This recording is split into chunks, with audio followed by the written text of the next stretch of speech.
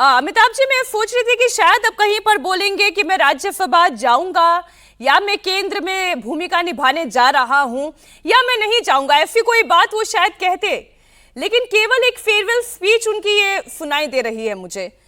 अमिताभ जी। नहीं, ऐसा ऐसा प्रतीत होता है कि वो राहुल गांधी की दो बातें अगर थी, मान लेते हैं कि भाई एक आप चीफ मिनिस्टर के पोजीशन से रिजाइन करिए और नई लीडरशिप के लिए जगह बनाइए, उसकी बात तो वो मानते हुए दिख रहे हैं।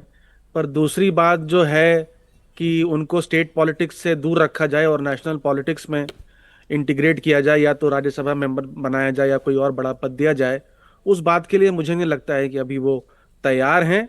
और वो, क्योंकि अब उनकी उम्र भी हो गई है, 78 ईयर्स उनका एज हो गया है।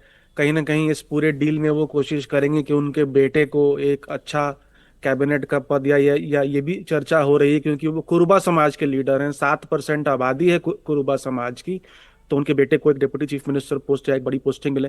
तो वो जब तक ये यहाँ पर स्मूथ ट्रांसफर ऑफ पावर, यानी उनके पुत्र का अकोमोडेशन और उनके जो लॉयलिस्ट हैं उनका जब तक एक अच्छी विभागों में अकोमोडेशन नहीं होता, तब तक मुझे नहीं लगता है कि वो राज्यसभा जाने के लिए कमिट करेंगे।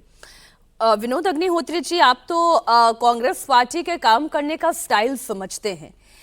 राहुल गांधी ने जो फैसला लिया है, ये फैसला जो है वो समय की डिमांड भी हो गया था, ये समझ में आ रहा है। लेकिन सिद्धारमैया का अगर वो राज्य में ही रुकने के निर्णय पर अड़े रहते हैं तो फिर अगले टेन्योर में डीके शिव कुमार के लिए भी वो कन्फर्मेशन होगा या नहीं होगा, उस पर एक सवालिया निशान बना रहेगा। तो दो दो पावर सेंटर स्टेट में कांग्रेस पार्टी क्यों चाहेगी, पर उनके पास ऑप्शन क्या है? देखिए, राज्य की राजनीति में सिद्धारमैया के लिए अब कोई भूमिका बची नहीं है, क्योंकि वो प्रदेश अध्यक्ष रह चुके हैं, नेता विपक्ष रह चुके हैं, और वो 2 बार चीफ मिनिस्टर रह चुके हैं।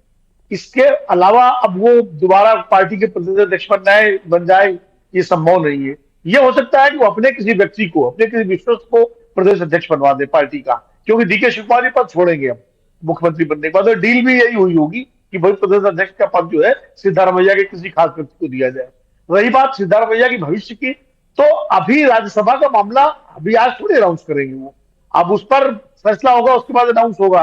अब जब मैं उदाहरण देना चाहूंगा, जैसे बिहार में जब नीतीश कुमार का राज्यारोहण हुआ था, सत्ता परिवर्तन, तो पहले राज्यसभा अनाउंस हो गया था। तब यह अनाउंस नहीं हुआ था कि मुख्यमंत्री पद से इस्तीफा देंगे, सीधे सीधे राज्यसभा के लिए रोज नामांकन कर दिया। यहाँ अभी राज्यसभा के चुनाव होने वाले हैं, अभी घोषणा नहीं हुई है उनकी, तो अब वो जब चुनाव की घोषणा हो जाएगी उसके बाद वो राज्यसभा में आ सकते हैं। हो सकता है संगठन में, केंद्रीय संगठन में महासचिव होकर भी कोई जिम्मेदारी बड़ी संभाल ले, कुछ और भी हो सकता है। तो ये सब आगे की चीजें हैं। अभी पहले जैसा अमिताभ भाई कह रहे हैं, अभी सिद्धारमैया की कोशिश होगी अपने बेटे का एक व्यवस्थित रूप से जो है उसका प्लेसमेंट हो जाए, उनका विश्वस्त व्यक्ति पार्टी संभाल ले, और उनके जो लॉयलिस्ट हैं उनको उनके हित सुरक्षित रहे। अभी तो उनकी पहली प्राथमिकता यही होगी, ताकि तभी राज्य की राजनीति में उनका दखल बना रहेगा। राज्य की राजनीति में सक्रिय बने न रहे वो, लेकिन दखल जरूर बनाए रखना चाहेंगे। और ये एक समस्या आएगी आने वाले समय में कांग्रेस के सामने। अब इसको कैसे कांग्रेस हाईकमान सुलझाता है, ये देखने वाली बात होगी। लेकिन निश्चित रूप से सिद्धारमैया का प्रभाव जो है कर्नाटक की राजनीति में, कांग्रेस में, अभी इतनी जल्दी खत्म होने वाला नहीं है। रजत जी, जो बात अभी विनोद अग्निहोत्री जी कह रहे हैं या जो बात अभी अमिताभ तिवारी जी कह रहे हैं कर्नाटक में, फिर मैं क्या ये समझूं कि ऑल ओके है या अभी भी कोई डाउट बाकी है? देखिए, मुझे लगता है कि डीके शिव कुमार जी मजे हुए खिलाड़ी हैं।